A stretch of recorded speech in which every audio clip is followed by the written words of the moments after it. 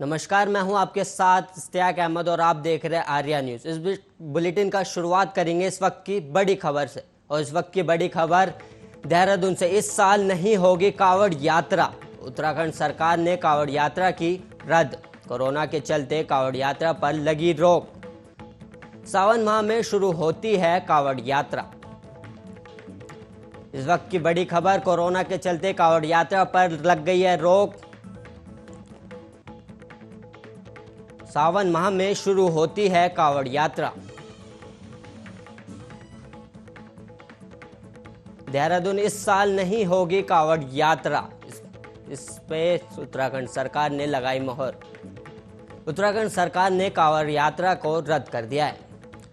हर साल सावन के महीने में होने वाली कांवड़ यात्रा इस साल नहीं होगी। शहरी विकास विभाग ने यात्रा पर रोक संबंधी आदेश जारी कर दिए हैं। दरअसल कोरोना की दूसरी लहर के शुरुआती दौर में हरिद्वार के कुंभ के बाद से सरकार अतिरिक्त एहतियात बरत रही है। कोरोना की तीसरी लहर के खतरे को भांपते हुए सरकार ने कांवड़ यात्रा पर रोक लगाई है।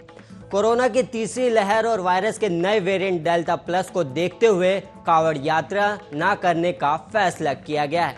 हर साल कांवड़ यात्रा में दिल्ली, पंजाब, हरियाणा, उत्तर प्रदेश समेत अन्य राज्यों के लाखों शिव भक्त गंगा जल लाने के लिए हरिद्वार आते थे। इस वक्त की बड़ी खबर कि सावन माह में शुरू होती थी कांवड़ यात्रा, जो इस साल रद्द कर दी गई है। इस साल नहीं होगी कांवड़ यात्रा।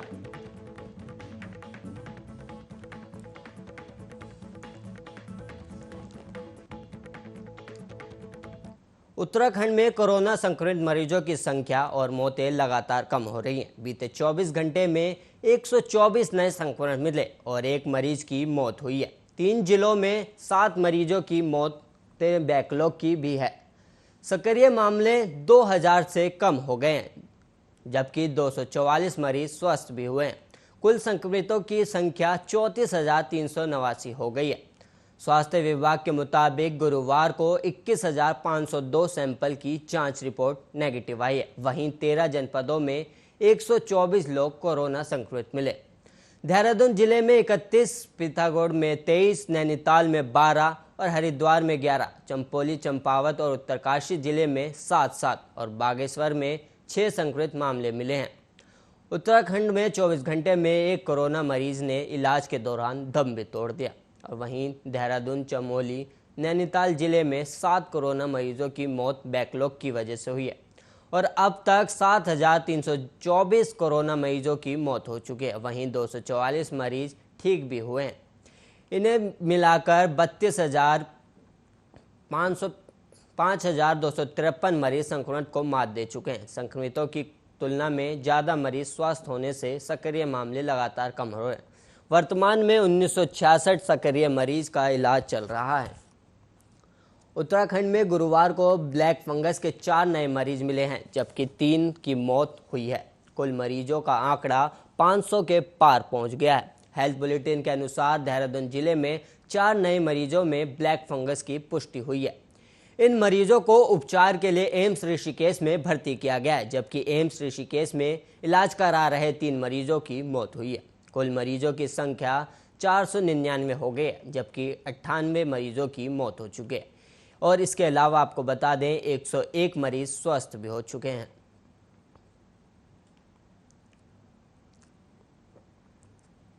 उत्तराखंड में मैदान से लेकर पहाड़ तक अगले 24 घंटे आमजन के लिए भारी पड़ने वाले। कारण है कि मौसम वैज्ञानिकों ने जहां अगले 24 घंटे में राजधानी देहरादून के अलावा पौड़ी और नैनीताल जिलों में कहीं कहीं बारिश में बहुत बारिश होने की आशंका जताई है, वहीं टिहरी, चंपावत और पिथौरागढ़ जैसे जिलों में भारी बारिश की संभावना है।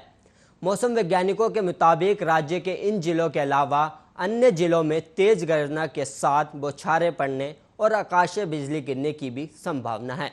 भारी बारिश की संभावना को देखते हुए मौसम विभाग की ओर से शुक्रवार के लिए ऑरेंज अलर्ट भी जारी कर दिया गया है। ऐसे में भारी बारिश वाले जिलों में संबंधित जिला प्रशासन, आपदा प्रबंधन विभाग की ओर से थोड़ा एहतियात बरतने की जरूरत है। वहीं शुक्रवार की सुबह मलबा आने से बद्रीनाथ हाईवे बाधित हो गया था। हाईवे पर श्रीनगर से करीब 7 किलोमीटर दूर चमधार में मलबा आने से मार्ग बंद हो गया था। जिसे सुबह 10:30 बजे खोल दिया गया है। मौसम वैज्ञानिकों के मुताबिक अगले 24 घंटे में राज्य के मैदानी क्षेत्रों में 50 से 60 किलोमीटर घंटे की रफ्तार से तेज हवाएं चलने की भी संभावना है। बता दें कि मौसम वैज्ञानिकों ने 13 जून को मानसून के उत्तराखंड पहुंचने की भविष्यवाणी की थी और संभावना जताई थी कि मानसून की सक्रियता के साथ ही पहाड़ से लेकर मैदान तक जबरदस्त बारिश होगी। लेकिन मौसम वैज्ञानिकों की तमाम संभावनाओं को दरकिनार करते हुए मौसम ने जो करवट ली, उससे देखकर मौसम विज्ञानी भी हैरान रह गए हैं। बता दें कि पिछले 15 दिनों में पहाड़ से लेकर मैदान तक न सिर्फ ज़बरदस्त गर्मी पड़ी, बल्कि मानसून की सक्रियता के बावजूद बारिश तक नहीं हुई है। मौसम वैज्ञानिकों की ही माने तो हर हाल के वर्षों में ये पहली बार है जब मानसून की दस्तक देने के बावजूद लोगों को ज़बरदस्त गर्मी का सामना करना पड़ा और बारिश तक नहीं हुई।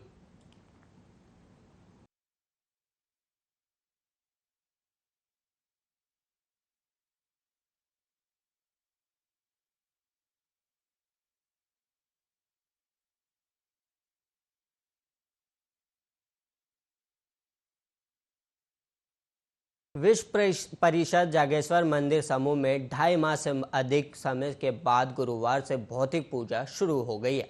पहले दिन 3 लोगों ने मंदिर में पूजा करवाई। भौतिक पूजा कराने के लिए अग्रिम बुकिंग करानी जरूरी है। अब तक मंदिर में ऑनलाइन माध्यम से ही पूजा हो रही थी। कोरोना संक्रमण के चलते जिले के जागेश्वर धाम में 15 अप्रैल से भौतिक पूजा कराने पर प्रतिबंध लगाया गया था। इस दौरान श्रद्धालु ऑनलाइन माध्यम से ही पूजा करवा रहे थे। 77 दिनों बाद गुरुवार से जागेश्वर धाम में फिर से भौतिक पूजा शुरू हो गई है।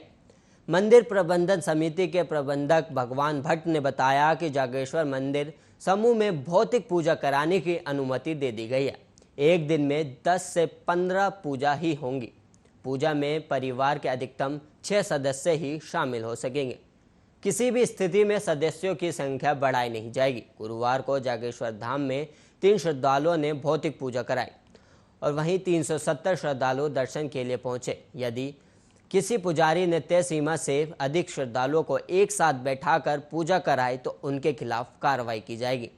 रुद्राभिषेक केदार मंदिर के पास पार्थिव पूजा और अन्य पूजा जागेश्वर भोगशाला और हवन कुंड के पास कराई जाएंगी। भौतिक पूजा कराने के लिए श्रद्धालुओं को अग्रिम बुकिंग कराना अनिवार्य है। श्रद्धालु जागेश्वर मंदिर प्रबंधन समिति के प्रबंधक भगवान भट्ट के फ़ोन नंबर पर बुकिंग करा सकते हैं। श्रद्धालु अपने पुजारी के माध्यम से भी बुकिंग करा सकते हैं। जागेश्वर धाम में भौतिक पूजा करने की अनुमति तो मिली है, लेकिन कुछ प्रतिबंध भी लगाए गए हैं। सरकार द्वारा जारी दिशा निर्देश के तहत पुजारी द्वारा टीका लगाने, कलवा बंधवाने और जल का छिड़काव करने पर पूर्ण रूप से प्रतिबंध रहेगा।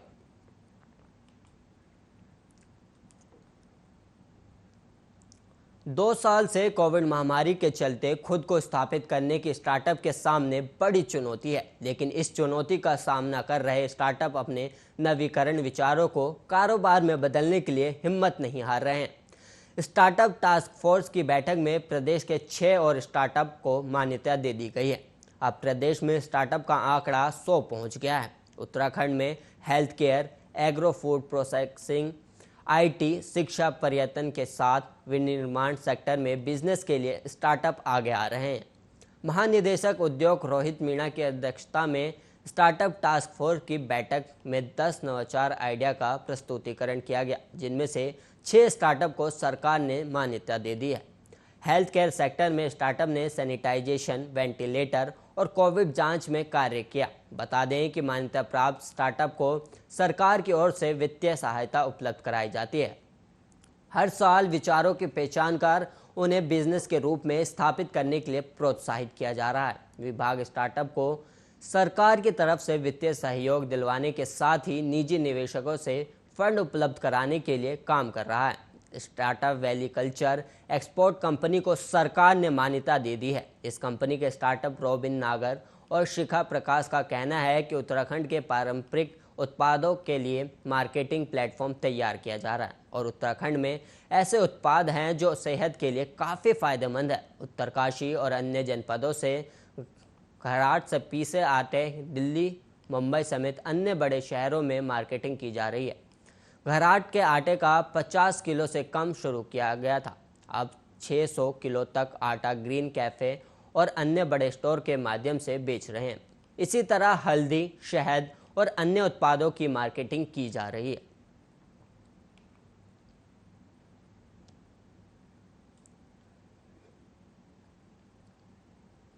उत्तराखंड के कोटद्वार में टाइगर ने एक युवक को अपना शिकार बना लिया है। घटना द्वारिखाल की है, जहां अपनी बकरी चराने के लिए गए बागी गांव के युवक पर टाइगर ने हमला बोल दिया। टाइगर ने हमले में युवक की मौत हो गई।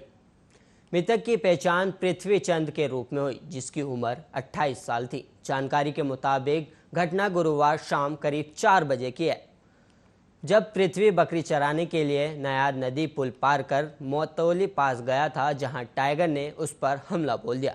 युवक का शव बरामद हो चुका है। राजस्व विभाग ने शव को पोस्टमार्टम के लिए पौड़ी भेज दिया है।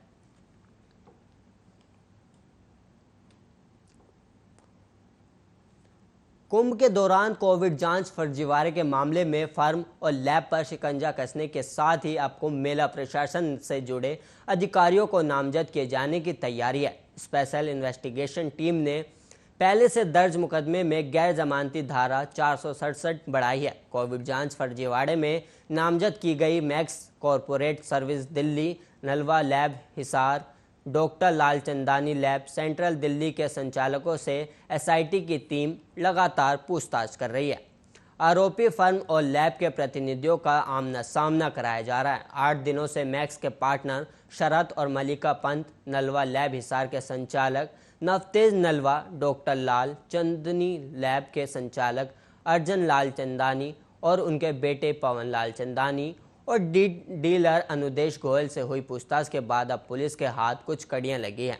मालूम हो कि मुख्य चिकित्सालय डॉक्टर एसके झा की तहरीर पर महामारी अधिनियम 3 आपदा प्रबंधन अधिनियम 2005 की 53 धारा 120B, 188, 269, 270 और 420, 468 और 471 धाराओं में नगर कोतवाली पुलिस ने मुकदमा दर्ज किया था। अब एसआईटी की टीम ने दर्ज मुकदमे में 467 धारा भी बढ़ा दिया है। बताया गया कि एसआईटी की जांच में सामने आया है कि कूटर चना कल फर्जी दस्तावेज बनाए गए हैं। ऐसे में अब मेले प्रशासन से जुड़े अधिकारियों पर भी मुकदमे दर्ज हो सकते हैं।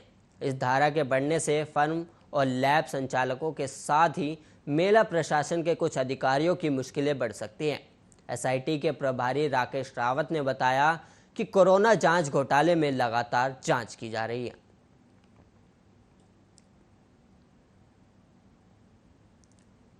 सिक्किम में सेना की गाड़ी खाई में गिरने से कुमाऊं रेजिमेंट में तैनात काशीपुर निवासी जवान हिमांशु नेगी शहीद हो गए। उनकी शहादत की खबर मिलते ही परिवार में कोहराम मच गया।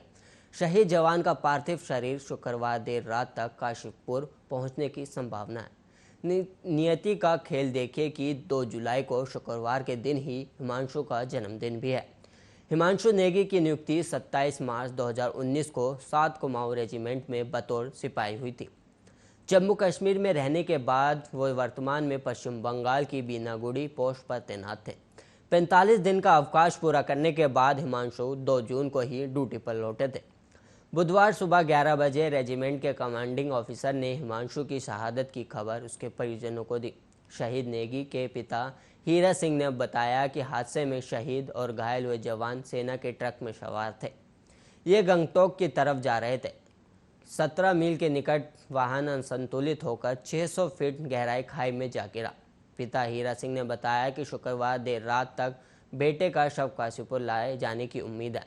2 जुलाई को शुक्रवार के दिन शहीद जवान हिमांशु नेगी का 21वां जन्मदिन है और इस दिन उनका शव उनके घर पहुंचेगा।